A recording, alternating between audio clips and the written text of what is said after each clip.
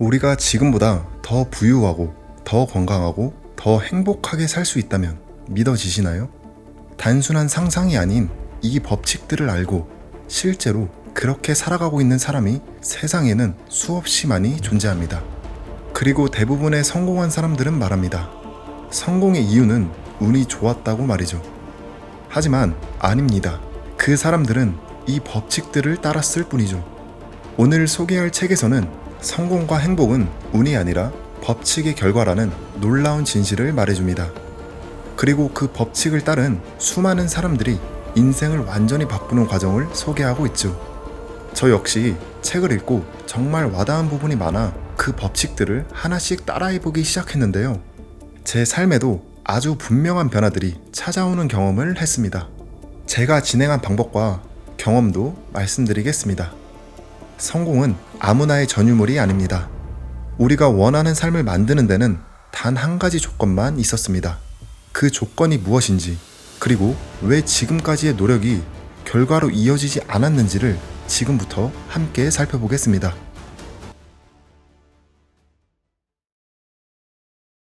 여러분 안녕하세요. 요즘하루입니다. 오늘 하루도 여러분만의 특별한 이야기로 채워지길 바라겠습니다. 책에 대한 자세한 내용은 더보기란과 영상 뒷부분에 정리해 두었습니다. 책의 저자 브라이언 트레이시는 이점이라곤 전혀 없는 상태에서 인생을 시작했습니다. 그의 부모는 완전히 무일푼이었고 아버지는 오랫동안 실업자였습니다. 트레이시는 고등학교조차 중퇴했고 여러 해 동안 육체 노동자로 일하며 생계를 이어갔습니다. 24살이 되었을 때에도 그는 여전히 떠돌이 신세였고 파산 상태에 빚만 잔뜩 진 실업자에 불과했죠. 전문 기술이 있었던 것도 아니고 제대로 된 학력이나 인맥조차 없는 상황이었습니다. 스스로 봐도 장래를 기대할 수 없는 인생이었습니다. 그런 그가 문득 의문을 품기 시작합니다. 왜 어떤 사람은 더 부유하고 더 좋은 일자리를 얻으며 더 화목한 가정을 꾸리는 걸까? 남보다 더 크게 성공하는 사람들에게는 도대체 어떤 이유가 있는 걸까? 그리곤 이렇게 마음을 굳힙니다. 성공한 사람들은 그저 운이 좋았을 뿐이라는 말이 있다. 성공하지 못하고 불행한 사람들은 단지 운이 나빴을 뿐이라는 것이다. 이 말은 제한된 환경에서 출발해 땀 흘려 일하고 열심히 공부하고 자신의 적응력과 노력으로 두각을 나타낸 사람들이 단순히 운이 좋았다는 뜻인가? 친구도 없고 이렇다 할 말재주도 없고 돈이나 결정적인 기회도 없음에도 불구하고 전 세계 곳곳에서 성공을 거둔 사람들이 그저 행운을 붙잡았을 뿐이라는 의미인가? 내가 볼 때는 말이 안 되는 소리였다. 저 역시 저자가 말한 것처럼 예전에는 가끔 이런 생각을 하곤 했습니다. 성공한 사람들은 그냥 운이 좋았던 걸까? 하지만 이 책은 그런 제 생각을 완전히 깨트렸습니다. 저자가 말하듯 행운은 우연히 오는 것이 아니라 스스로 만들어낼 수 있는 것이었죠. 책에서는 행운을 직접 만드는 11가지 방법을 소개하고 있는데요. 오늘은 그 중에서도 제가 특히 와닿았던 몇 가지 내용을 여러분께 간단히 소개해 드리려고 합니다. 영상을 끝까지 보시면 여러분도 과연 행운이란 게 어떤 방식으로 만들어지는 건지 지금까지와는 전혀 다른 시선으로 바라보시게 될 겁니다. 여러분은 인과율, 즉 원인과 결과의 법칙에 대해 알고 계신가요? 행운을 직접 만드는 첫 번째 방법은 원인과 결과의 법칙을 아는 것입니다. 원인과 결과의 법칙에 따르면 모든 일은 이유가 있어서 발생합니다. 우리가 살면서 직면하는 결과에는 항상 한 가지 원인이 있기 마련입니다. 책 속의 내용을 그대로 읽어드리겠습니다. 우리가 살아가며 원하는 것이 있을 때 혹은 바라는 결과가 있다고 할 때 우리는 그와 똑같은 결과를 달성한 사람을 발견할 수 있다. 그들이 한 일을 똑같이 함으로써 똑같은 결과와 보상을 맛볼 수 있다. 성공은 우연이 아니다. 성공은 행운과 불운에 따른 결과가 아니다. 설사 우리가 어떤 위치에서 현재의 위치로 이동했는지 파악하지 못한다고 해도 일련의 일정한 단계를 밟았기 때문에 현재의 위치로 온 것이다. 책에서는 성공은 결국 따라할 수 있는 과정이라는 사실을 말해줍니다. 누군가의 결과엔 분명한 원인이 있었고 그걸 알면 나도 같은 결과를 만들 수 있다고 말이죠. 또한 책에서는 이렇게 이야기합니다. 원인과 결과의 법칙에 따라 원인을 바꾸면 결과도 바뀐다. 예를 들어 돈이 떨어지거나 인간관계가 안 풀리거나 하는 일이 불만스러운 등 우리 삶에 나쁜 결과가 나타날 때 그런 결과를 초래한 것들을 역추적할 수 있다. 원인을 제거함으로써 빠르면 하룻밤 새에도 결과를 없애버릴 수 있다. 성공한 사람들, 행복하고 잘 나가는 사람들은 그들의 삶을 지배하는 법칙을 발견하고 그 법칙에 발맞추고 인생을 설계한다. 그 결과 보통 사람보다 훨씬 더 많은 기쁨과 만족을 경험하고 몇 년 안 되어 더 많은 것을 이룩한다. 포커판에서 돈을 따는 사람이 웃으며 농담할 때 잃은 사람은 닥치고 패나 돌리라고 말하는 장면을 보았을 것이다. 여러분, 주변을 유심히 살펴보면요. 성공하는 사람들은 늘 바쁘게 움직이고 목표를 향해 끊임없이 노력합니다. 반면에 대부분의 사람들은 좋은 일이 생기면 좋겠다고 바라면서도 정작 땀 흘리며 성공하길 꺼려합니다. 성공한 사람들은 자신의 성과를 노력과 현실에 잘 적응한 결과라고 말하지만 반대로 실패한 사람들은 자신이 운이 나빴다고 생각해요. 원인과 결과의 법칙에서 가장 중요한 핵심은 이러한 판단이라고 저자는 말합니다. 우리가 하는 생각이 원인이고 우리가 처한 상태가 결과이다. 저자는 또 한 가지 중요한 법칙을 말해줍니다. 행운이 어떤 역할을 한다면 모든 요인 중에서 가장 중요한 것은 끌어당김의 법칙일 것이라고 말이죠. 여러분은 혹시 들어보셨나요? 사람은 살아있는 자석 같은 존재라고 합니다. 자신이 평소에 많이 하는 생각과 말에 어울리는 사람, 환경, 기회, 자원들을 자신도 모르게 계속 끌어당기고 있다는 거죠. 저도 경험해보니 우리가 겪은 많은 일들은 끌어당김의 법칙으로 설명될 수 있다는 걸 점점 더 실감하게 됩니다. 계속 원하는 걸 생각하고 말하는 사람은 정말 그걸 현실로 끌어들이는 반면 불평이나 원망, 질투 같은 감정에 휩싸인 사람은 그 부정적인 상황이 더 자주 반복됩니다. 중요한 건 이 법칙은 편애하지 않는다는 점입니다. 누구에게나 똑같이 적용되고 우리가 어떻게 쓰느냐에 따라 내 편이 될 수도, 내 발목을 잡는 존재가 될 수도 있다는 겁니다. 결국 이 법칙을 어떻게 활용할지는 나의 선택에 달려있는 거죠. 또한 책에서는 이렇게 말합니다. 당신이 배우게 될 인생의 가장 중요한 교훈은 자신이 원하는 것에 관해서만 생각하고 말해야 하며 원치 않는 것에 관해서는 생각하고 말하기를 거부해야 한다는 것이다. 책을 읽다가 이 문장을 처음 마주했을 때 저는 고개를 갸웃하게 됐습니다. 그런데 이 문장을 곱씹어보니 그동안 제가 원하지 않는 일에 얼마나 많은 생각과 에너지를 써왔는지 알게 되더라고요.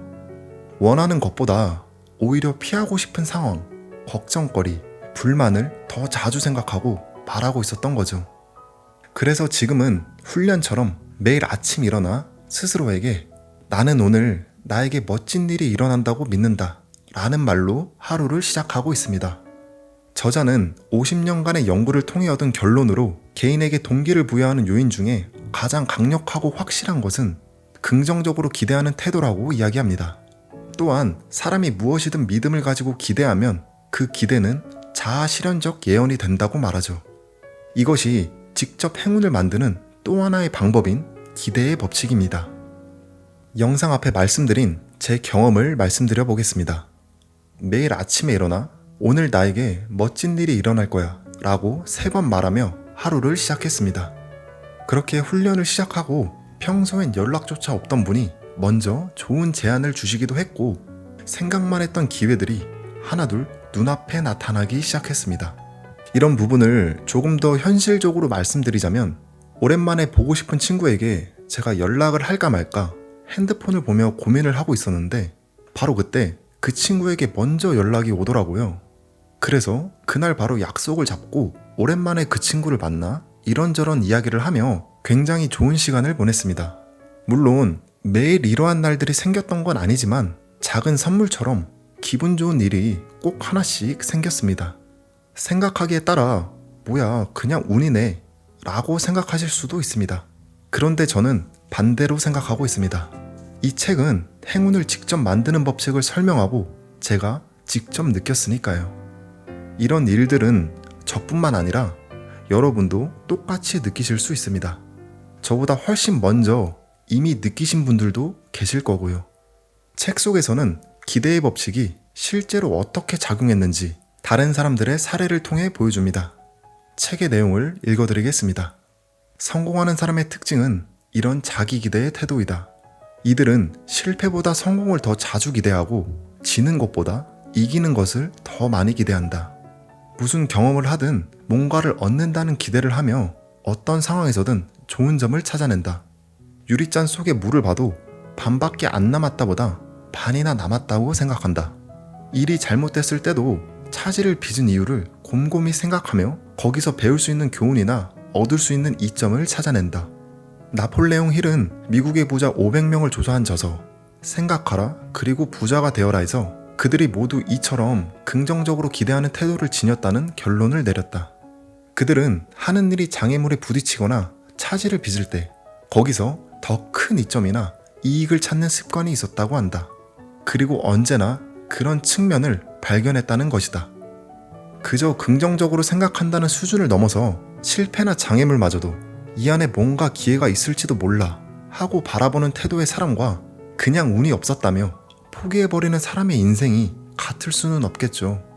여러분, 법칙은 단지 지식으로만 존재하는 게 아닙니다. 직접 실천하고 경험했을 때 그게 진짜 행운을 만드는 힘으로 바뀝니다. 거창한 도전도 필요 없습니다. 저와 같이 오늘 아침부터 한 문장을 말하며 하루를 시작해보셔도 좋습니다. 오늘 소개해드린 책은 브라이언 트레이시의 행운의 법칙입니다. 영상에서 말씀드린 내용은 책에 담긴 11가지의 법칙 중 일부만을 간단히 소개해드린 건데요. 더 많은 방법들과 실제로 어떻게 실천할 수 있는지에 대한 구체적인 내용이 궁금하신 분들은 더보기란에 정리된 책 정보를 확인해 보시길 추천드립니다. 당신이 용기를 얻고 싶거나 삶에 새로운 방향이 필요하다면 구독 부탁드리겠습니다. 여러분의 하루가 더 나은 방향으로 흘러가길 바라며 다음 영상에서 다시 찾아뵙겠습니다. 요즘 하루였습니다. 감사합니다.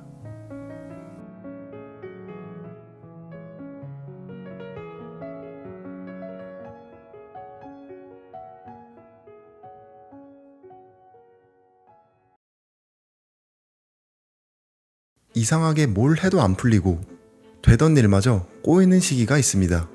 그럴 땐 답답하고 미치도록 힘들죠. 그런데 놀랍게도 성공한 사람들 대부분이 이 시기를 겪었습니다.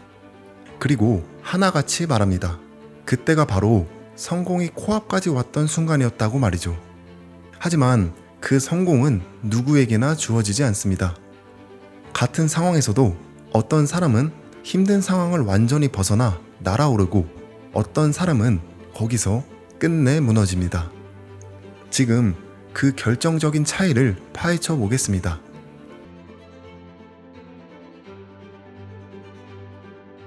여러분 안녕하세요. 요즘 하루입니다. 오늘 하루도 여러분만의 특별한 이야기로 채워지길 바라겠습니다. 오늘 소개해드릴 책에 대한 자세한 정보는 더보기란과 영상 마지막 부분에 정리해 두었습니다. 책의 저자 롬 무어는 영국 최연소 백만장자였지만 모든 것을 잃은 뒤 다시 백만장자로 돌아선 독특한 경험을 가진 인물입니다. 저자는 책에서 성공이 눈앞에 있을 때 우리가 어떤 선택을 해야 하는지에 대해 이야기합니다. 그의 경험이 여러분에게 분명한 해답이 되길 바랍니다. 여기 사람들의 성욕을 줄일 수 있는 저자극성 음식을 개발 중인 형제가 있습니다. 그중 한 명인 의사 존은 밀가루 반죽을 만들던 도중 급히 환자를 보러 가야 했고 반죽은 그대로 방치된 채 시간이 흘렀죠. 다시 돌아왔을 때 반죽은 이미 딱딱하게 굳어 있었습니다. 존은 난감했습니다. 다시 재료를 구입하기엔 비용 부담이 크고 새로 반죽을 만들려면 시간도 오래 걸렸죠. 게다가 언제든 또 환자가 생기면 같은 상황이 반복될 수밖에 없었습니다. 그래서 그는 굳어버린 반죽을 그냥 버리는 대신 어떻게든 재활용해보기로 생각합니다. 그렇게 생각을 마친 그는 반죽을 롤러에 넣고 돌려본 결과 반죽은 바삭한 조각들로 잘게 부서졌습니다. 조각들로 부서진 반죽이 콘플레이크가 세상에 처음 등장하게 된 날입니다. 이 이야기의 주인공은 바로 존 켈로그와 윌 켈로그 형제였습니다. 여러분, 이 이야기에서 주목해야 할 점은 기회는 불운을 가장한 모습으로 찾아온다는 사실입니다. 두 형제가 애초에 연구하던 음식 개발은 사라졌지만 대신 전혀 다른 결과를 얻게 된 거죠. 책 속에 나오는 이야기를 하나 더 들려드리겠습니다. 1928년 알렉산더 플레밍은 연구실을 제대로 정리하지 않은 채 2주간 휴가를 떠납니다. 휴가를 마치고 돌아온 그는 세균을 배양 중이던 접시가 곰팡이에 오염된 것을 발견하죠. 그 순간 지금까지의 연구가 모두 물거품이 됐다고 생각했습니다. 자신의 부주의를 자책하며 정리를 시작하려던 그때 그는 곰팡이에서 이상한 점을 발견합니다. 그것은 곰팡이가 세균을 잡아먹고 있었던 겁니다. 이 현상에 흥미를 느낀 그는 곰팡이를 본격적으로 연구하기 시작했고 그 결과 세상에 페니실린이 처음 등장하게 됩니다. 1942년 MSD는 페니실린을 대량 생산에 성공했고 이는 부상당한 군인과 시민들에게 널리 공급되었습니다. 제2차 세계대전 당시 수많은 생명을 살리는데 큰 역할을 하며 인류 역사에 한 획을 그은 발명으로 평가받고 있죠. 플레밍은 이러한 공로를 인정받아 1945년 노벨 생리의학상을 수상하게 됩니다. 이 이야기를 들으면서 어떤 생각이 드셨나요? 여러분이 지금 혹시 일이 전혀 풀리지 않고 몸도 마음도 지쳐 있으시다면 사실 이런 시기는 의외로 큰 전환점이 다가오고 있다는 신호일 수 있습니다. 하지만 그 기회를 알아차리고 붙잡는 건 누구에게나 주어지는 게 아닙니다. 어떤 사람은 바로 앞에 있는 기회를 알아채지 못해 지나쳐버리고 그 결과 같은 어려움이 반복되기도 합니다. 반면에 자수성가한 사람들, 즉 스스로 길을 개척해온 대부분의 사람들은 이런 시기를 기회의 문으로 바꿔냈습니다. 그 차이는 어디에서 시작이 될까요? 바로 세상을 대하는 열린 태도에서 시작됩니다. 이 책의 저자 론 무어는 이야기를 통해 열린 태도의 중요성을 반복해서 강조합니다. 알렉산더 플레밍은 대부분의 사람이 그냥 넘겼을 곰팡이의 변화를 눈여겨봤고 켈로그 형제는 누구나 버렸을 굳은 반죽에서 새로운 가능성을 발견했죠. 저자의 이야기를 그대로 읽어드리겠습니다. 최근 몇 년 사이에 사람들의 마음은 더 굳게 닫혀가고 있다. 당신이 어떤 정치적 관점을 가졌는지 모르지만 오늘날 우리 사회가 분열된 것만은 분명하다. 사람들은 양쪽 진영으로 나뉘어 타인의 의견을 들으려고도 하지 않는다.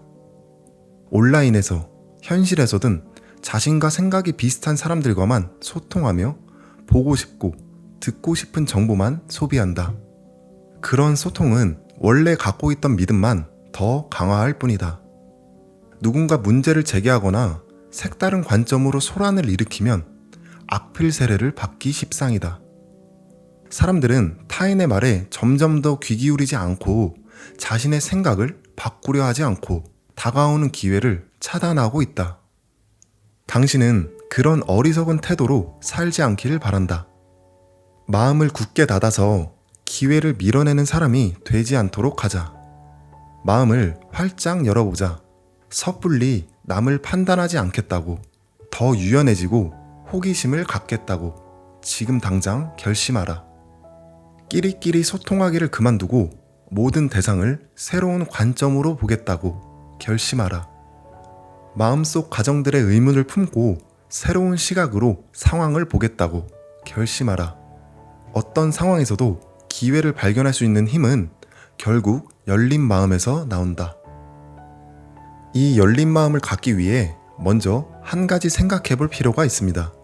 도대체 어떻게 그런 마음을 가질 수 있을까라는 질문에 저자는 이렇게 말합니다. 이 일은 나에게 일어난 일이 아니라 나를 위해 일어난 일이다. 우리는 종종 이렇게 생각하곤 하죠. 왜 하필 나에게 이런 일이 생긴 거지? 내가 뭘 그렇게 잘못했나?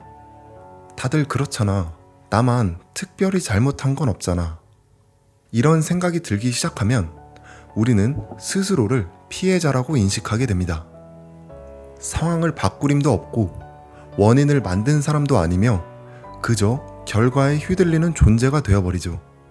그러면 상황의 밝은 면은 보이지 않고 어두운 면만 더 커 보이게 됩니다. 하지만 그 일이 나를 위해 일어난 것이라고 생각해보면 어떨까요? 지금 겪는 시련이나 도전조차도 나를 성장시키기 위한 과정이라면 그건 단순한 장애물이 아니라 나를 더 나아지게 할 기회가 될 수 있습니다.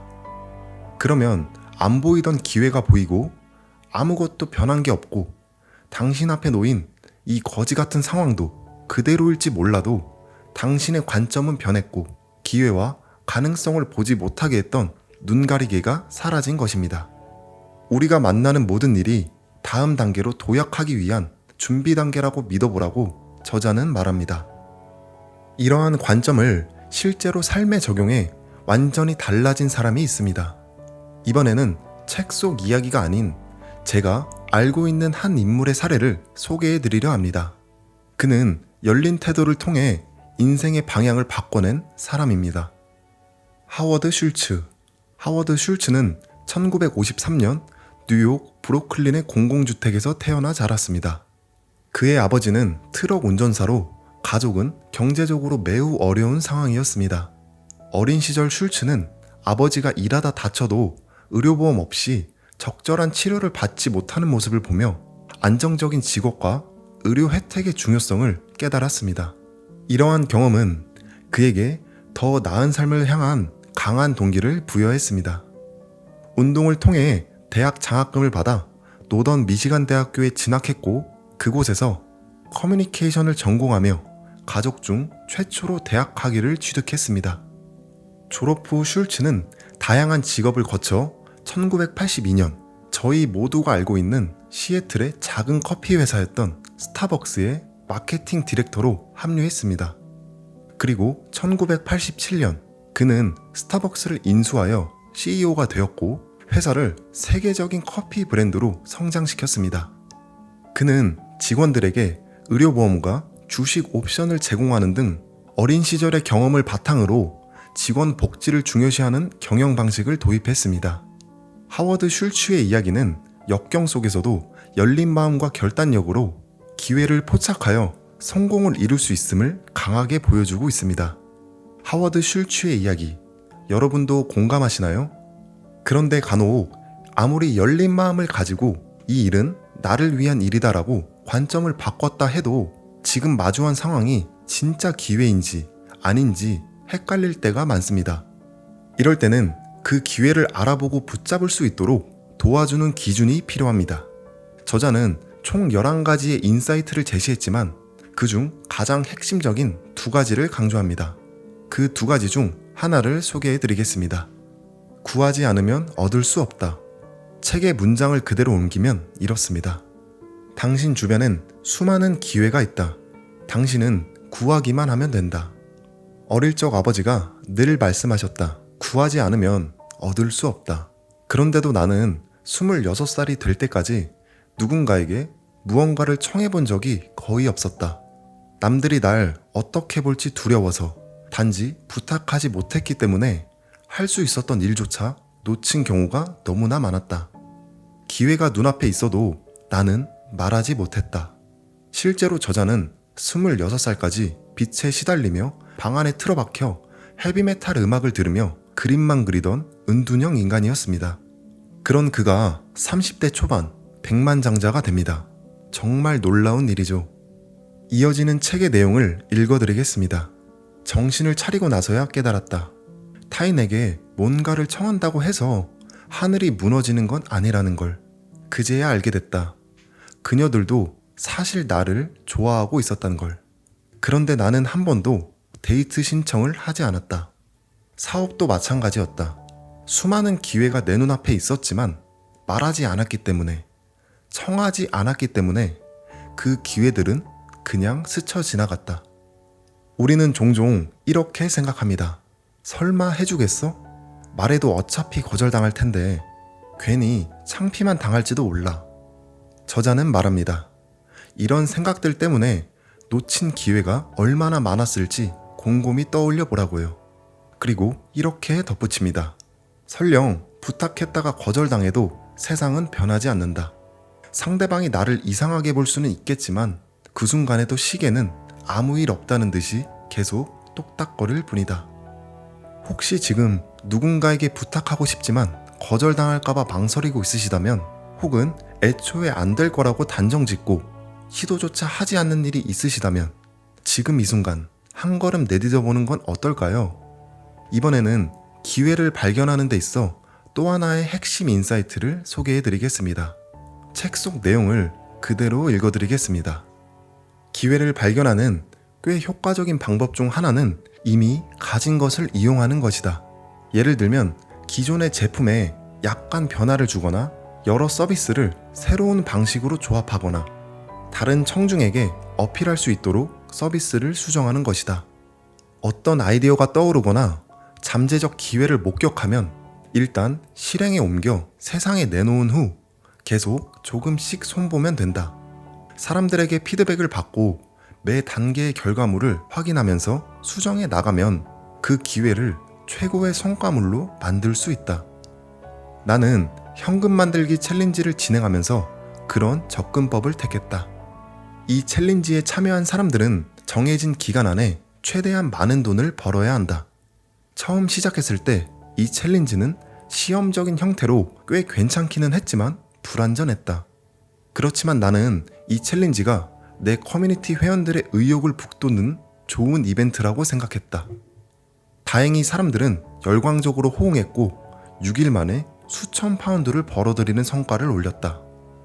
챌린지가 끝난 후에는 사람들의 피드백을 듣고 요청사항을 반영해 세부 방식을 여러 번 조정했다. 기한을 6일뿐 아니라 7일, 8일로 진행했으며 참가자들에게 나눠줄 가이드라인도 만들었다. 또한 참고 콘텐츠에도 변화를 주었고 사람들에게 커뮤니티에 더 자주 들어오도록 독려했다. 이렇게 계속 수정하는 접근법은 확실히 효과가 있었다. 처음엔 그저 훌륭한 기회가 될 잠재력이 있다는 생각만으로 시작했지만 나중에는 사람들의 비즈니스와 삶을 실제로 변화시키는 챌린지가 되었다. 참가자들은 평균 약 5,000파운드의 현금을 만들었으며 우승자는 일주일에 무려 37,000파운드를 벌었다. 이 이야기에서 느낄 수 있는 건 완벽하게 준비된 다음에 시작해야 한다는 생각을 버리는 겁니다. 지금 가진 것, 지금 할 수 있는 것부터 작게 시작해보고 반응을 보며 계속 고쳐가는 태도가 결국 기회를 현실로 만든다는 것입니다. 지금 힘든 시기를 겪고 있다면 어쩌면 성공이 가까이 다가오고 있다는 신호일지도 모릅니다. 기회는 종종 불운을 가장한 모습으로 찾아온다는 걸 기억하는 게 중요합니다. 오늘 소개해드린 책은 론 무어의 부와 성공의 기회입니다. 우리 모두는 때때로 힘든 시기를 겪으며 희망을 잃기도 합니다. 하지만 이 책은 그런 순간에도 기회를 발견할 수 있다는 가능성을 보여줍니다. 지금 겪고 있는 힘든 순간은 절대 계속 이어지지 않습니다. 상황은 언제나 모습을 바꾸어 분명 다른 무언가를 우리에게 안겨줄 겁니다. 우리가 해야 할 일은 그 변화된 모습을 알아차릴 준비를 해두는 것입니다. 그리고 그 준비의 시작은 바로 책에서 이야기하는 열린 마음입니다. 이번 영상이 마음에 드셨다면 다음 영상에서는 비슷한 결을 가진 책을 리뷰하는 영상을 만들어 보겠습니다. 책의 자세한 내용이 궁금하시다면 더보기란을 확인해 주시길 바라며, 영상 앞에서 말씀드렸던 선물은 어떤 선물이 여러분께 정말 도움이 될 수 있을까 고민한 끝에 준비했습니다. 일상 속에서 잠시라도 나를 돌아보고 마음을 돌볼 수 있는 요일별 마음 챙김 영상 5편과 마음 정리 리스트를 선물로 드립니다. 마음 챙김 영상은 약 10초 분량으로 제작되었고 배경화면으로 활용하시면 좋을 것 같습니다. 그리고 마음 정리 리스트는 하루를 마무리하며 자신과 솔직한 시간을 가져보시길 바라는 마음으로 준비했습니다. 물론 100% 무료이니 부담 없이 편하게 사용해 주시길 바랍니다. 이제 선물을 받는 방법을 안내해 드리겠습니다. 더보기란에 요즘하루 카카오 채널 링크가 있습니다. 해당 채널을 추가해 주시고 유튜브 구독 인증 이미지를 캡처해 보내주시면 선물을 발송해 드립니다. 여러분들께 정말 감사드리며 여러분의 하루가 더 나은 방향으로 흘러가길 바라며 다음 영상에서 다시 찾아뵙겠습니다. 요즘 하루였습니다. 감사합니다.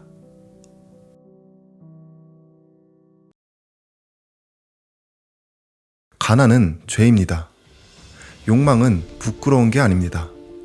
순간 교회 안이 술렁이기 시작합니다. 누군가는 얼굴을 붉히고 누군가는 자리를 박차고 일어섭니다. 하지만 목사는 멈추지 않습니다. 오히려 더 단호하게 외칩니다. 가난은 죄입니다. 부는 신의 축복입니다. 이 말 속에 담긴 진짜 의미는 과연 무엇일까요? 그 숨은 뜻을 지금부터 풀어보겠습니다. 여러분 안녕하세요. 요즘 하루입니다. 오늘 하루도 여러분만의 특별한 이야기로 채워지길 바라겠습니다. 오늘 소개해드릴 책에 대한 자세한 정보는 더보기란과 영상 마지막 부분에 정리해 두었습니다. 사람이 무언가를 간절히 원하고 바라는 마음이 결코 잘못된 것이 아니라고 믿는 책의 저자 캐서린 폰더는 오랜 시간 동안 신의 가르침을 전해온 사람입니다. 그녀는 왜 가난이 죄이며 욕망은 부끄러운 것이 아니라고 이야기했는지 책의 내용을 그대로 읽어드리겠습니다. 가난은 신이 인간을 위해 무한하게 베풀어 놓은 자원에서 스스로 등을 돌림으로써 저주를 받는 일종의 지옥이다. 목사인 나는 많은 사람들이 자기 인생에서 가난을 뿌리 뽑을 수 있게 도와야겠다는 결심을 굳건히 할 수밖에 없다. 물질 만능주의와 가난은 세상에 만연된 악덕의 공범이다. 부자가 되고 싶은 욕망은 잘못된 게 아니라 마땅하고도 옳은 생각이며 신은 나를 위해 풍성한 우주를 마련해 놓았고 내가 그것을 누리기를 원한다는 믿음, 그것이 필요한 마음가짐이다. 그녀는 스스로 겪은 삶의 이야기를 통해 가난을 극복할 수 있는 확실한 길이 있다고 말합니다. 그리고 그 출발점은 바로 오랫동안 미화되어 온 가난의 미덕이라는 인식을 버리고 전혀 다른 관점으로 삶을 바라보는 데 있었습니다. 목사의 길을 걷기 전 그녀는 극심한 경제적 어려움 속에 놓여 있었습니다. 아이를 홀로 키우는 과부였고 별다른 기술이나 경력도 없던 그녀에게 현실은 막막하기만 했습니다. 가족 역시 재정적으로는 도와줄 여유가 없는 상황에서 그녀는 한 가지 사실을 마주하게 됩니다.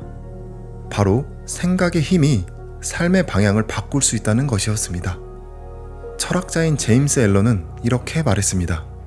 사람이 생각할 줄 안다는 것, 그것은 곧 자기가 원하는 대로 자신을 만들어갈 수 있는 변화와 재생의 기능을 자기 안에 품고 있다는 뜻이다. 삶에 생각의 힘을 적용한 순간 저자는 모든 흐름이 바뀌었다는 것을 체감하기 시작합니다. 마치 멀리 있던 행운의 배가 서서히 자신을 향해 다가오는 것처럼 말이죠. 그녀는 비즈니스 스쿨에 입학하고 젊은 변호사의 비서로 일하게 됩니다.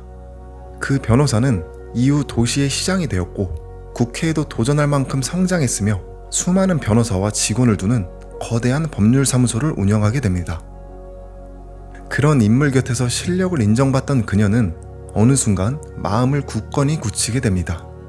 자신이 받은 이 변화의 흐름을 더 많은 사람과 나누고 싶다는 생각, 그리고 마침내 그녀는 목회의 길을 선택하고 지금은 수많은 이들에게 삶을 바꾸는 정신의 열쇠를 전하고 있습니다. 또한 저자는 책에서 철학자 에머슨의 말을 인용합니다. 당신이 하는 모든 노력에 보상이 있을 것이다. 보상이 늦으면 늦을수록 당신에게는 더 크게 이루어질 것이다. 복리에 복리를 더하는 것이 신이 베푸는 관례이고 법칙이기 때문이다. 저자가 말하는 부의 기본 원칙은 매우 분명합니다. 받기 위해서는 먼저 주어야 하고 주는 것이 있으면 반드시 보상이 있다는 사실. 이것이 바로 부를 이루는 기본 원리이다. 저자는 발산과 흡수라는 개념을 자주 언급합니다. 자신이 마음속에 품은 생각, 감정, 그리고 상상을 세상에 흘려보낼 때 그에 상응하는 결과가 삶 속으로 되돌아온다는 것입니다. 이 원리는 아주 단순합니다. 무언가를 먼저 내어주어야 비로소 그것이 다시 돌아온다는 것. 원인이 없으면 결과도 없고 나눔 없이 받는 것도 없다는 부의 근본 법칙을 따르는 셈이죠. 저자는 말합니다. 아무런 행동 없이 얻어지는 행운은 없다고. 받고 싶다면 먼저 세상에 무언가를 전해야 한다고. 그리고 저자는 빈민 지역을 직접 찾아가 사람들과 대화를 나누며 자신이 믿는 부의 법칙이 단지 이론이 아니라 현실에서도 작동한다는 사실을 더욱 확신하게 되었다고 말합니다. 책의 내용을 읽어드리겠습니다. 그곳의 사람들은 대부분 동정받을 생각에만 골몰해 있었다. 먼저 내어주고 씨를 뿌리는 일, 즉 부의 기본 법칙에는 아무런 관심이 없었다. 오로지 거저 얻으려고만 하기 때문에 계속 가난하게 살 수밖에 없는 것이다. 이쯤에서 이런 의문이 떠오르실지도 모릅니다. 당장 먹고 살기 바쁜 사람한테 뭘 내어놓으라는 건지. 저자는 이렇게 답합니다. 보이는 것이든 보이지 않는 것이든 줄 것은 언제든지 있다. 남에게 줄 수 있는 것은 꼭 돈과 물질만이 아니다. 사소한 칭찬 한마디, 친절한 행동 하나에도 발산과 흡수의 법칙은 적용된다. 진정으로 받고 싶은 것이 있다면 무형의 것이든 유형의 것이든 먼저 넉넉히 내어줘라. 그러면 가장 좋은 것으로 얻을 수 있을 것이다. 우리는 살아가면서 자주 이런 상황을 겪습니다. 내가 원하는 것이 꼭 누군가의 손에 있을 때 말이죠. 그걸 얻기 위해 아부를 하거나 거절할 수 없는 제안을 던지기도 합니다. 하지만 그런 노력에도 불구하고 결과가 따라주지 않으면 그때부터 괜히 그 사람에게 쏟은 시간과 정성이 아깝게 느껴지고 후회가 밀려옵니다. 그럴 때 한 가지를 떠올려 보면 어떨까요? 앞서 말한 에머슨의 말처럼 우리가 들인 노력은 반드시 어떤 형태로든 돌아오게 돼 있습니다. 그 보상이 늦어질수록 오히려 더 큰 모습으로 다가올 수 있죠. 이 책의 저자인 캐서린 폰더는 이 개념을 발산과 흡수라는 방식으로 많은 사람들에게 알리고자 했습니다. 어떤 사람에게서 원하는 결과를 얻지 못했다 하더라도 그 과정에서 쏟은 정성과 노력이 결국은 다른 경로를 통해 돌아오게 된다는 믿음이었죠. 그 결과는 종종 전혀 예상치 못한 모습으로 포장되어 어느 순간 우리의 손에 자연스럽게 얹히게 됩니다. 그래서 저자는 이 법칙이 실제로 어떻게 작동하는지를 사례를 통해 책에서 이야기합니다. 홍보회사를 운영하는 내 친구는 최근에 발산과 흡수의 법칙을 적용하여 성공적인 결과를 낳았다. 그는 어느 기업을 상대로 거래를 성사시키려고 오랫동안 애를 썼지만 갖은 수단을 다 동원해도 문은 열리지 않았다. 결국 그는 거래에 대한 강렬한 열망을 발산해야겠다고 결심했다. 반드시 거래를 맺게 될 거라고 확신하기로 한 것이다. 그는 이미 거래 승인을 따냈다고 믿고 그 후에 상대 기업의 최대 관심사에게 어떻게 부응해야 할 것인지 치밀하게 준비하기 시작했다. 또 한편으로는 그 기업의 홍보 담당 인사들이 어떤 사람들인지도 꼼꼼하게 체크했다. 그러는 과정에서도 그는 자신에게 계속 확인시키는 말을 잊지 않았다. 나는 기죽지 않아. 끝까지 버틸 거야. 포기하지 않아. 나는 반드시 성공하기로 예정되어 있어. 그렇게 하자 마음이 잔잔히 가라앉으며 평정을 유지할 수 있었다. 몇 주 후 그는 기업 간부들을 위한 어느 회의에 참석했는데 거기서 자신이 몇 달 동안이나 거래를 트려고 애쓰던 바로 그 기업의 홍보 담당자와 대면하게 되었다. 그리고 그곳에서 바로 협상이 되었다. 저자의 지인은 마치 이미 계약이 성사된 것처럼 확신을 가지고 움직였습니다. 그는 해당 기업에 필요한 홍보 방향을 스스로 정리했고 관련 정보도 차곡차곡 쌓아갔죠. 머릿속에 떠오른 생각을 단순히 그치지 않고 행동으로 옮긴 것입니다.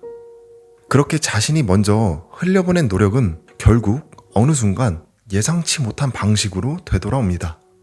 우연히 마주친 홍보 담당자와의 대화는 이미 그가 가진 지식 덕분에 자연스럽게 흘러갔고 결국 기회로 연결됩니다. 이 과정을 보면 준비된 사람처럼 보이지만 사실 그 준비는 확신에서 시작된 것입니다. 그리고 그 확신은 오랫동안 품은 생각과 상상에서 비롯된 것이죠. 결국 생각이 행동을 낳고 행동이 기회를 만들어냅니다. 그리고 그 기회는 우리가 미리 흘려보낸 만큼 되돌아오는 법입니다. 무엇보다 중요한 건 그런 확신을 줄 수 있는 내면의 안정감, 그 믿음 하나로 우리는 더 단단해질 수 있습니다. 책에서도 이야기합니다. 내면의 안정감, 마음이 먼저라는 것을 말이죠. 마음이란 이미 존재하는 세계와 아직 존재하지 않은 세상, 그 사이를 연결하는 고리이다. 그렇기 때문에 마음속에서 이루어진 일은 현실에서 이루어지게 돼 있는 것이다. 의도적으로, 그리고 꾸준히 어떤 목표를 향해 생각과 감정, 기대를 집중시키면 그것이 곧 실제 경험을 만들어낸다. 그러므로 누구에게 애걸하거나 하소연할 필요 없이 조용히 진정으로 경험하고자 하는 목표를 선택하고 생각하고 발산하기만 하면 된다. 이와 같이 열망하는 대상을 우리 쪽으로 흡수하기 위해 먼저 의도적으로 발산해야 하는 것이다. 그렇게 하지 않으면 제한된 사고 습관이 굳어져 제한된 결과만 얻게 된다. 책에서는 강조하는 것이 또 한 가지 있습니다. 이어서 읽어드리겠습니다.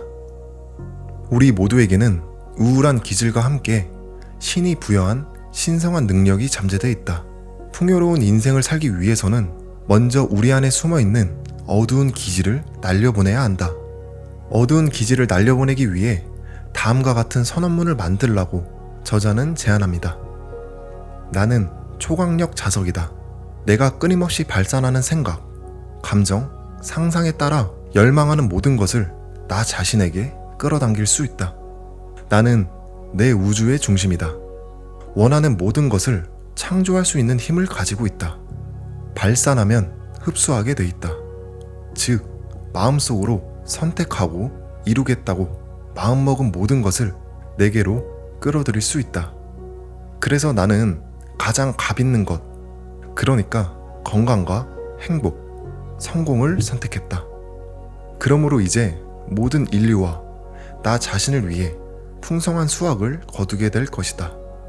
마음속에 풍요로움이 자리 잡기 시작하면 자연스럽게 그에 걸맞는 에너지들이 우리 삶에 스며들게 됩니다. 저자는 이때 선언문을 활용하라고 말합니다. 스스로에게 풍요를 말로 선포하는 과정 속에서 우리 내면에 쌓여있던 불안과 부정적인 감정들이 하나둘씩 흩어지게 되는 거죠. 그 빈자리를 긍정적인 흐름이 채우게 되는 겁니다. 결국 마음의 상태가 바뀌면 그에 맞는 삶의 진동도 따라온다는 이야기를 하고 있습니다. 저자는 목사이니만큼 성경 속 이야기들을 사례로 들어 책 속에서 이야기합니다. 사례를 읽어드리겠습니다. 요셉은 17세 때 기이한 꿈을 꾸었다. 형들이 묶은 곡식단들이 자신의 곡식단 주위에 둘러서서 절을 하고 있는 꿈이었다. 요셉은 이 꿈을 질투심 많은 형들에게 말을 하게 되었다. 형들은 요셉을 이집트로 가는 이스마엘족 상인들에게 은화 20냥을 받고 팔아넘긴다. 요셉이 이집트의 노예로 팔린 후 부당한 일들을 수차례 겪는다. 오랜 세월 동안 감옥에 갇히고 많은 시련을 겪은 뒤 요셉은 이집트의 총리가 되고 당대 최고의 강대국의 2인자로 군림하게 된다. 이는 모두 요셉이 형들을 용서함 여백을 만들었고 그 여백에 상상력으로 본인이 원하는 바를 넣었기 때문이다. 책을 읽으며 저도 비슷한 경험을 한 적이 있기에 여러분에게 조금의 도움이 되고자 제 과거의 경험을 말씀드려 보겠습니다. 과거에 창업을 시작했을 때의 일입니다. 초창기에는 자본도 부족하고 인맥도 없기에 하루하루 버텨내면서 작은 성과 하나에도 감사하며 지냈죠. 그러다 어느 순간 SNS 덕분에 매출이 눈에 띄게 오르기 시작한 날이 있었습니다. 덕분에 반응도 좋아지고 입소문도 나면서 어느 정도 사업이 잘 풀리기 시작했죠. 그런데 그때부터였습니다. 주변 사람들을 만나면 저도 모르게 자랑이 섞이기 시작했고 이제는 나도 좀 된 게 아닐까 하는 생각이 들기 시작했습니다. 그런데 정말 이상하게도 그 시점부터 매출이 뚝뚝 떨어지고 고객들의 반응도 예전 같지 않았습니다. 물론 단순한 시장의 흐름일 수 있죠. 하지만 책을 읽고 난 후 지금의 생각은 그게 아닌 것 같아요. 이제는 확실히 알았죠. 스스로를 드러낼 시간에 조용히 한 사람이라도 더 도움이 되는 일을 해야겠다는 걸 말이죠. 저자는 상상의 힘을 강조하면서도 그 상상이 오직 자신만을 위한 것이 되어선 안 된다고 말합니다. 타인을 배려하지 않은 상상은 결국 흐름을 막는 장애물이 될 수 있다는 것이죠. 실제로 자랑이라는 행동 역시 자칫하면 그 에너지를 스스로 흐트리는 결과를 낳을 수 있습니다. 그리고 저자는 이렇게 덧붙입니다.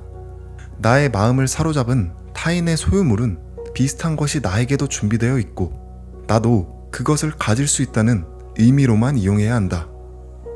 상상력을 이기적으로 사용할 때, 즉 남에게서 억지로 빼앗아 오려 할 때 우리는 어려움에 빠지게 되는 것이다. 내가 겪기 싫은 일을 타인이 겪는 것을 상상해서도 안 된다. 우리가 마음에 그린 이미지는 반드시 우리 자신에게 돌아오게 돼 있기 때문이다. 자신을 위해서 상상할 때 타인을 위해서도 건강과 부, 행복을 상상하라. 오늘 소개해드린 책은 너무 유명한 캐서린 폰더의 부의 법칙입니다. 부의 법칙은 삶의 풍요와 번영을 불러오는 열쇠를 쥔 변화를 이끄는 책입니다.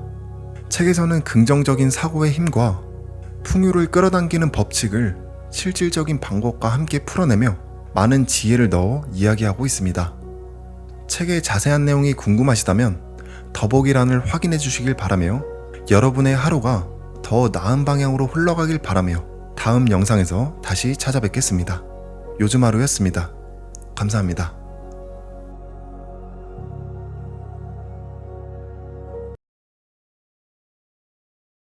이런 일이 진짜 우연일까요?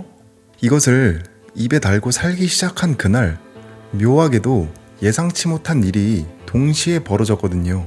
저는 오히려 칼융이 이야기한 동시성의 원리가 떠올랐습니다.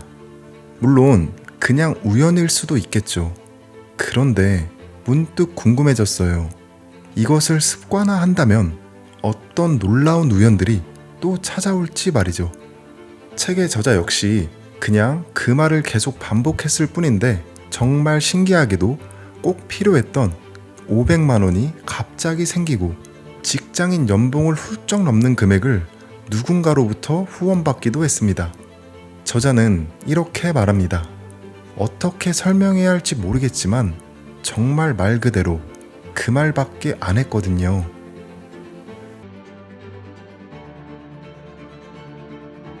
여러분 안녕하세요. 요즘 하루입니다. 오늘 하루도 여러분만의 특별한 이야기로 채워지길 바라겠습니다. 저자의 이야기는 이렇습니다. 감사합니다라는 말을 수십만 번 반복했을 뿐인데 정말 놀라운 일들이 벌어졌다고요. 처음엔 저도 믿기 어려웠어요.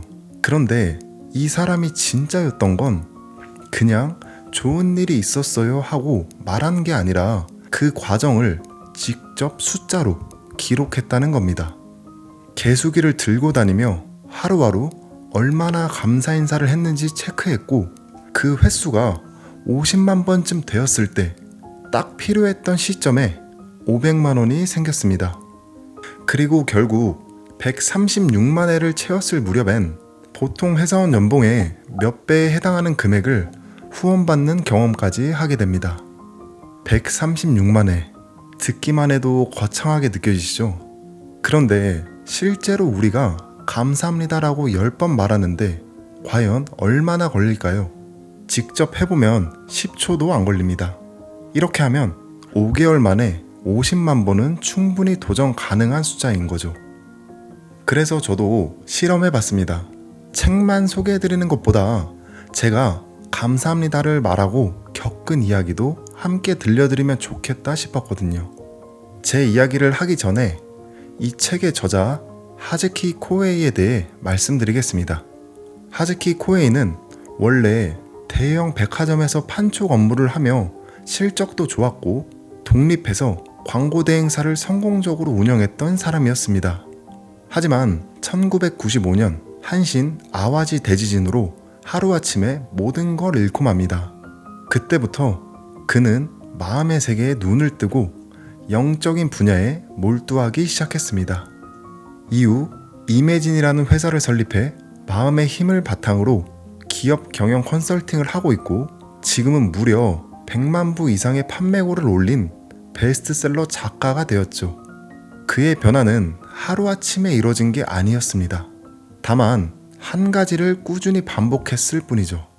바로 감사합니다라는 말입니다. 우리가 너무 쉽게 흘려보내는 그 한마디 말이 인생 전체를 바꿨다는 거예요. 책 속의 저자의 이야기를 잠시 들려드리겠습니다. 돈에 얽힌 놀랄만한 실제 경험을 소개하고자 합니다. 제가 직접 체험한 실화이니 가벼운 마음으로 읽어주세요. 제가 이 마법의 주문에 대해 알게 된 것은 벌써 15년이 더 지난 일입니다. 그 무렵 저는 한신 아와지 대지진을 경험하고 인생의 방향성을 완전히 상실한 채 진짜 나를 찾느라 여념이 없었습니다. 당시 저는 생계를 위해 필요 최소한의 일을 하면서 이외의 시간은 진짜 나를 만날 거라는 마음속 깊은 소망 덕분에 대부분 이상한 책을 읽고 이상한 물품을 사며 수상한 세미나와 강연에 참여하며 지냈죠. 그러던 중 어느 분의 강연에 참석했을 때의 일입니다. 강사 선생님이 오늘은 조금 재미있는 실험을 해보겠다고 말했죠. 강연 장소는 오래된 공공시설로 시청각 교실 같은 곳인데, 검은 커튼을 치고 불을 끄면 낮에도 정말 깜깜했습니다. 거기서 그 선생님은 테레사 수녀의 책에 나온 대로 방긋 웃으며 감사합니다라고 말하는 사람에게서 정말로 빛이 나는지 확인해 보겠다는 것이었어요. 수상한 세미나다운 그야말로 수상한 전개였습니다. 그런데 테레사 수녀는 물리학적 현상으로 그것을 분명히 보았다고 적었다지 뭐예요? 마침 낮에도 깜깜하게 만들 수 있는 장소이니만큼 꼭 한번 검증해보고 싶다고 했습니다. 주최자가 커튼을 치고 불을 끄자 정말 아무것도 보이지 않는 그야말로 암흑이었죠. 선생님의 목소리만이 마이크를 통해서 들려왔습니다. 시작합니다. 먼저 제가 방긋 웃으며 감사합니다라고 할 테니 그 후에 여러분도 똑같이 해보세요. 강사 선생님의 감사합니다라는 목소리가 울려 퍼졌습니다. 참가자들의 감사합니다라는 목소리가 이어졌습니다. 뒷자리에 앉아있던 저는 그때의 광경을 지금도 분명히 기억하고 있습니다. 선생님이 감사합니다를 말할 때 왠지 모르게 가슴 언저리가 밝게 빛난 것처럼 보였기 때문입니다. 정말인가 싶어서 제 눈을 의심했어요. 이어서 세미나에 참가한 사람들이 감사합니다라고 하자 암흑 속에서 희미하게 사람들의 실루엣이 보였습니다. 다시 한번 제 눈을 의심했습니다. 그러자 선생님이 여기서 보고 있으면 여러분이 감사합니다라고 말했을 때 가슴 언저리에서 뭔가 라이터에 불을 붙인 것처럼 혹은 반딧불이 날아다니는 것처럼 밝은 빛이 보였는데 여러분은 어땠나요? 이 말에 세미나 참석자들은 선생님의 가슴 언저리가 밝게 빛나 보였습니다 하고 말했습니다. 참고로 저는 심한 근시로 안경을 써도 교정 시력이 0.6밖에 되지 않는데 그런 저조차 암흑 속에서 이렇게 선명하게 볼 수 있다니 너무 놀라서 말이 안 나왔던 기억이 지금도 선명합니다. 그때 느낀 변화는 마치 인간이 내면에서 정말로 빛을 발하는 그야말로 발광의 표현이 알맞을 것 같습니다. 그때부터 감사합니다라는 말에 굉장한 힘이 잠재되어 있다는 것이 아닐까 여기고 진심으로 감사합니다를 외치기 시작했습니다. 강사 선생님은 감사합니다를 많이 말할수록 신기한 현상, 믿을 수 없는 행운, 기적 같은 사건이 가득 일어난다고 말했습니다. 그 이야기를 듣고 하즈키 코에이는 그것을 실제로 검증하기 시작합니다. 제대로 검증하기 위해 횟수를 세워봐야겠다고 생각한 저는 교통량을 조사할 때 사용하는 계수기를 구입했습니다. 1년간의 목표로 매일 감사합니다를 외치고 그 횟수를 세었습니다. 처음에는 하루 3,000번 이상의 목표로 연보를 외우듯 말했습니다. 그렇게 3개월 정도 매일 말하며 30만 번을 넘었을 무렵 무언가 달라지고 있다는 느낌이 들었습니다. 감사합니다라는 말을 입에 담을 때마다 정말로 감사하는 마음이 내 안 깊은 곳에서 끓어오르는 느낌이 들었습니다. 너무 감사한 마음이 커진 나머지 길 한복판에서 울고만 적도 있었어요. 주위에서 보면 나이도 먹을 만큼 먹은 아저씨가 길에서 이유도 없이 오열하고 있으니 이상하다 여겼겠죠. 50만 번을 넘었을 때 또다시 믿을 수 없는 사건이 일어났습니다. 그때는 친구와 함께 작은 조직을 운영했었는데 언제나 돈 걱정을 해야 했고 자금을 조달할 궁리를 해야만 했습니다. 무심코 이제 500만 원 정도만 어떻게 좀 안 되려나? 500만 원만 있으면 이번 달은 어떻게든 될 것 같은데 하고 혼잣말을 했습니다. 그 다음 날 집배원이 서류를 배송합니다. 보낸 사람은 지인이지만 친한 사람은 아니었죠. 이상하게 여기면서 봉투를 열자 거기에는 편지와 함께 현금 500만 원이 들어있었습니다. 편지에는 마침 유산을 받았는데 그중 일부가 당시 제가 하던 활동에 기부하고 싶다는 것이었어요. 고작 이틀 전에 감사합니다 말하기 50만 번을 달성하고 이제 500만 원만 있었으면 하고 중얼거렸는데 설마 이런 상태로 현실이 될 줄이야. 너무나도 놀라웠습니다. 그렇게 일주일 후 전화벨이 울립니다. 전화를 받으니 예전 제자였습니다. 제자는 직접 만나 이야기하고 싶으니 시간을 좀 내달라고 합니다. 그렇게 약속을 하고 약속 장소에 갔습니다. 제자는 이렇게 말합니다. 사실은 바쁘신데 연락드려서 죄송합니다. 혹시나 기분이 상하시지 않을지 걱정됩니다만 오늘은 부탁이 있어서 시간을 내달라고 말씀드렸어요. 저 아무 말씀도 하지 마시고 이걸 받아주십시오. 테이블 위에 한 장의 봉투를 올려놓았습니다. 저는 봉투를 열어보았습니다. 거기에는 종이 조각 한 장이 들어있었습니다. 그것은 다름 아닌 수표였습니다. 무려 억 단위 말이죠. 너무 놀란 나머지 이게 뭐냐고 물었습니다. 제자의 이야기에 따르면 해당 수표는 그가 아버지로부터 받은 유산의 일부였습니다. 꽤 큰 금액의 유산을 받았는데 자신은 모두 이루었고 불편 없이 살고 있으니 돈이 쓸 곳이 없다고 했습니다. 그녀는 영적인 활동을 좋아해서 세미나에 가끔 참여하거나 좀 색다른 상품을 구입하는 일은 있어도 큰 돈을 쓸 일은 거의 없다고 했습니다. 그래서 유산은 거의 손도 대지 않은 상태로 남아있어 어떻게든 의미 있게 쓸 방법을 줄곧 고민해 왔다고 했습니다. 이건 절대 이상한 돈이 아니고 또 갚을 필요도 없습니다. 제가 무언가를 요구하는 일도 없을 거고요. 어디에 사용하는지에 대해서 간섭하지도 않고 제약도 없을 겁니다. 그냥 하즈키 씨가 좋아하는 곳에 써주시면 됩니다. 그런 연유로 저는 1년에 136만 번의 감사합니다를 말하고 약 2주가 지났을 때 일반 직장인의 연봉의 몇 배나 되는 금액을 수표로 받았던 겁니다. 고액의 복권이라도 당첨된 것 같은 금액을 제가 정말 받아버린 겁니다. 믿어지시나요? 그런데 이것은 한치의 거짓도 없는 사실입니다. 여러분은 어떻게 느끼셨나요? 혹시 아직은 반신반의하고 계신가요? 그래도 여기까지 영상을 함께 보셨다면 마음 한켠에 진짜일지도 몰라 하는 생각, 그 생각이 바로 정답입니다. 앞서 말씀드렸듯이 제 경험도 이야기를 해보겠습니다.